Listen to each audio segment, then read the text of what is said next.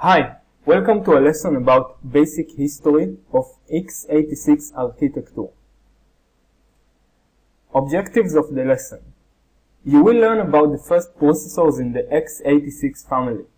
You will be introduced to the concept of backwards compatibility as it applies to the x86 processors family. You will know about some of the different modes being used in the x86 processors. A quick reminder about processors. The processor is the heart of a modern computer. A processor is an electrical component that has the following functions. Read instructions. First, the processor always fetches an instruction from memory. An instruction is a very basic idea of something to do.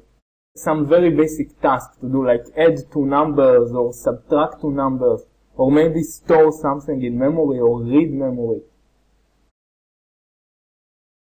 The processor first reads an instruction and then it executes the instruction.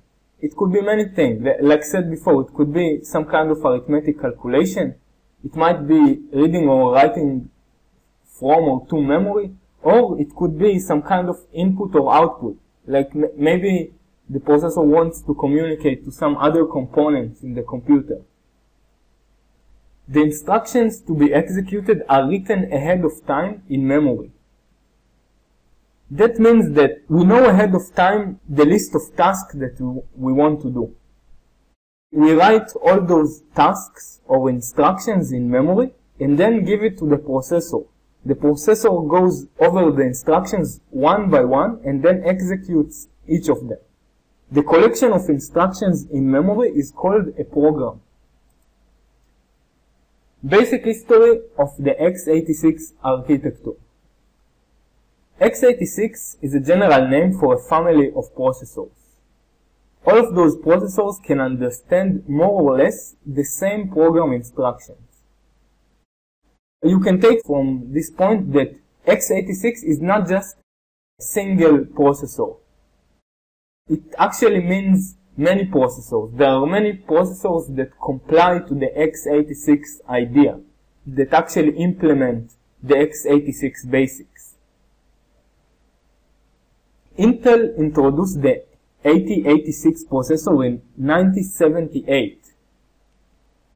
This is the first processor in the x86 family, and it is based on Intel's 8080 8-bit processor.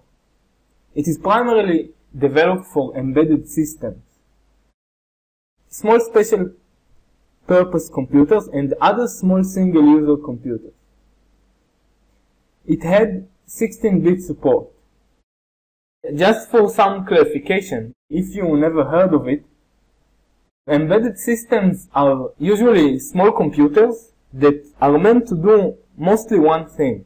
For example, a router. Have you ever seen a router? It's one of those machines that takes packets from the internet and forward it to other places.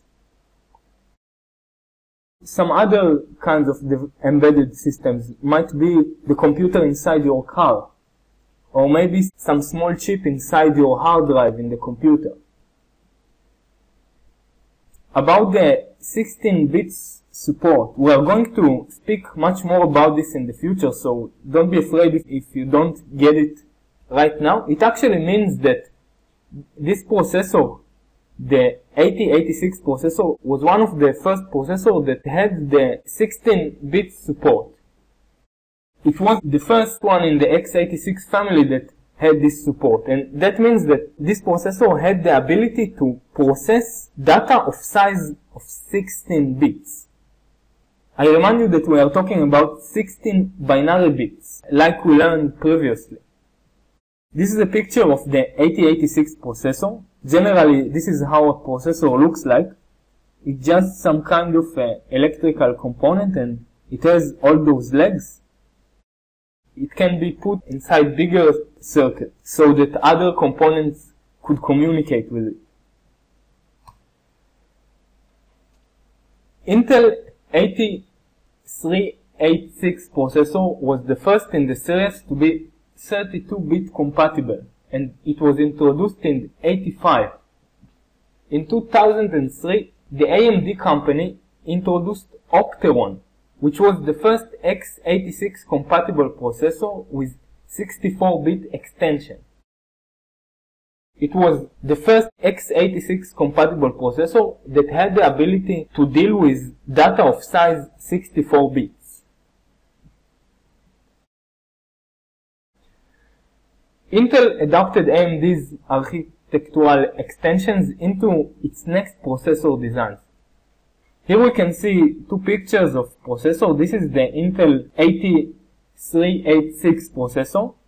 You can see the 386 numbers here that represent it. And here we have the Opteron processor made by AMD. This is how it looks like from the outside. If you ever open a computer and see something like this, you could recognize the processor. Today, in 2014, x86 based processors are very common in stationary and portable computers. x86 processors are produced by many different companies. That means not only Intel and AMD, there are other companies that create x86 compatible processors.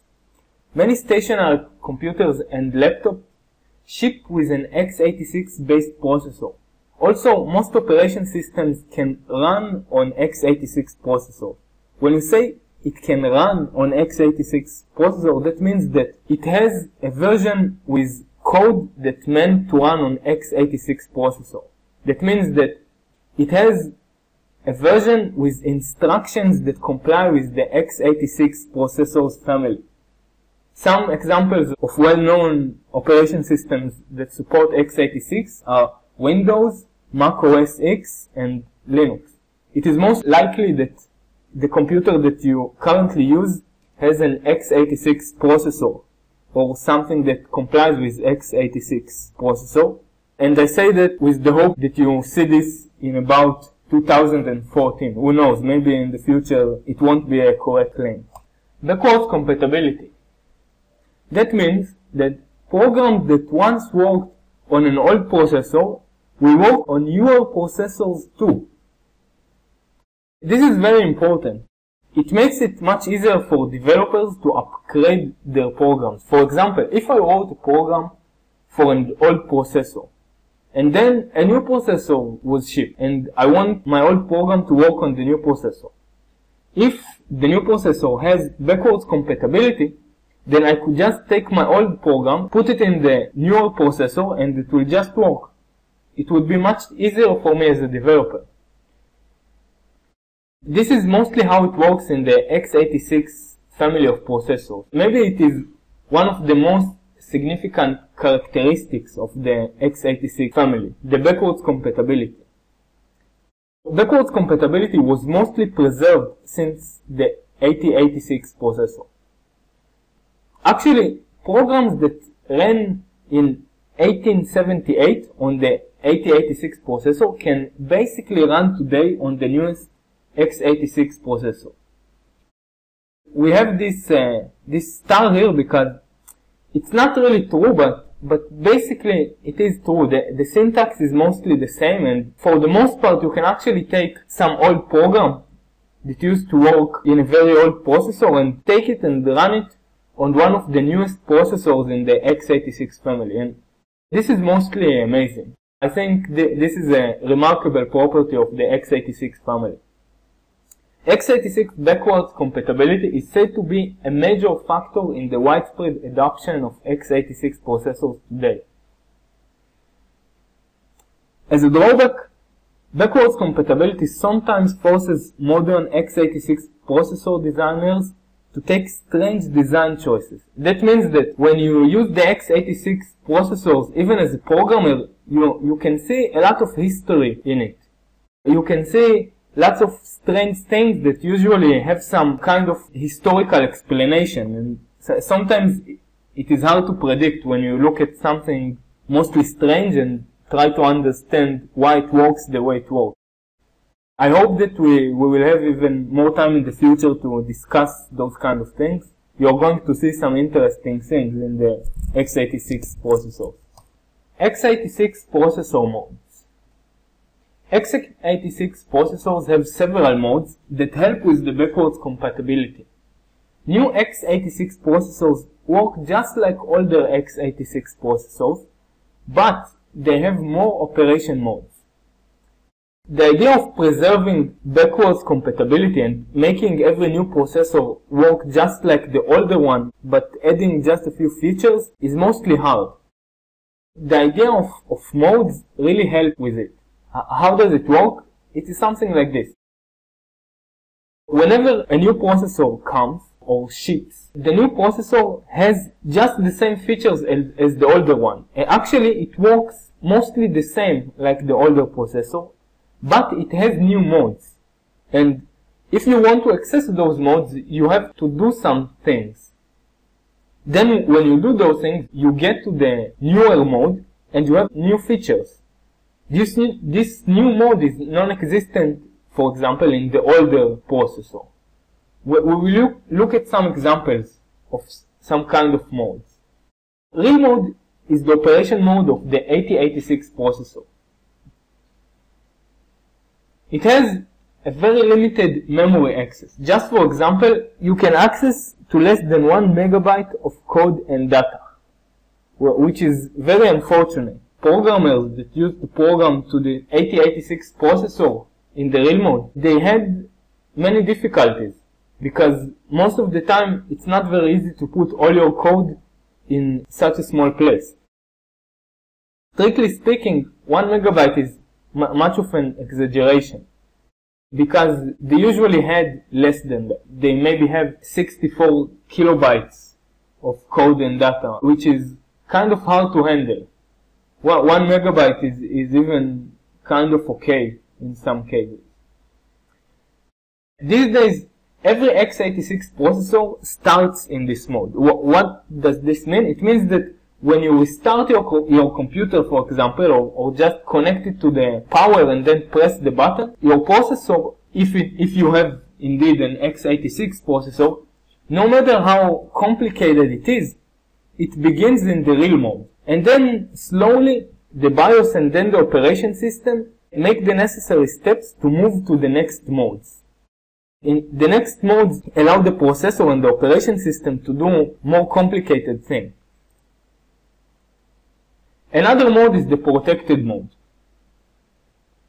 which is in fact the mode that we are going to know pretty well in this course. It was introduced in Intel's 8286 processor. The advantages of this modes are, for example, access to larger amounts of memory, even much larger amounts of memory. For example, you could access 1 gigabyte in the 16-bit mode, and as we are going to mostly work in the 32-bits world, we will have even more than 1 gigabyte. I think usually we are going to have about 2 gigabytes of memory accessible from your program, which is a lot. In addition, it provides memory protection, which mostly means for you at this stage that it helps the operation system manage a multitasking environment. I assume that you are so used to multitasking environment that you might have forgotten, or maybe you have never understood or known what it actually means. For example, it means that I can open a few programs in the same time. For example, here I opened many calculators and they seem to work simultaneously, you see. We have this program and this program and this one, and it seems like magic. Like, we have only one processor, at least I have only one processor at this point, but somehow I can open as many calculators as I want. And they just keep working at the same time.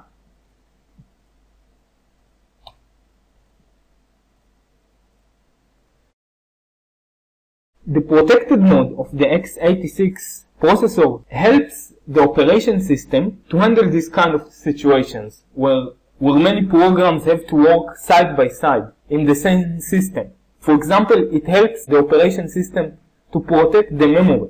That means that if I have two programs that run at the same time, they cannot corrupt each other's memory. If one program fails, it only fails alone. It doesn't fail the other program, for example. The long mode. which is introduced since the AMD's Opteron processor that we actually talking about in one of the last slides. The most important feature of this mode is the ability to handle data of size 64 bits. When you hear about 64 bits processors, mostly in the x86 family, it actually talks about the long mode. We are going to speak less about this mode in this course, but it's not very hard to migrate from the protected mode to the long mode, which are mostly very similar. They are just a bit of new instructions and some other names to some things, but mostly they are pretty similar in one way or another. And of course, there are more modes. I mostly did some oversimplification of things in this slide, but maybe I just had to do it because this is really the beginning. After you do some code writing in protected mode, you will have more experience and you can understand the other modes. We are learning backwards. The long history of x86 processors could make them seem a bit complicated at first sight. It might be true, but don't panic. We are going to handle everything that we see and we are going to make it. You don't have to worry about it. We are going to learn from the end. Protected mode and long mode are easier to deal with in the beginning. That's why first we are going to learn about the protected mode in 32 bits. This course is going to be about the protected mode and mostly working in 32 bits. The operation system deals with most of the earlier modes of the processor for you. That means that most of the time you will be programming in protected mode or long mode. Protected mode if you want the 32 bits and long mode for the 64 bits. Usually you are not going to deal with real mode unless you want to write an operation system or a BIOS. Mostly usual people do not deal with real mode. If you really want to deal with it, I still recommend you to go through this course first, so you can understand how regular assembly language looks like. And then you can deal with the real mode, which is not that different from the protected mode. Most of the opcodes look the same. It's just that in real mode you can do more low-level things that in the protected mode are not available to you. Learning to program in more recent modes, for example protected mode and long mode, will give you a strong basis to approach real mode and other modes later, in the future. And that is if you want to. You might want to do this. For example, if you want to do something really tough, like writing an operation system, or maybe look at the code of an operation system, or make modifications. Maybe you would like to look at some code of a BIOS system, which is really low level. Then you will have to understand a bit about real mode. And you can do this. It's not very hard, it's just not dealt with in this course, which is more basic. It's more like an introduction to the x86 family. Thank you. I will see you at the next lesson.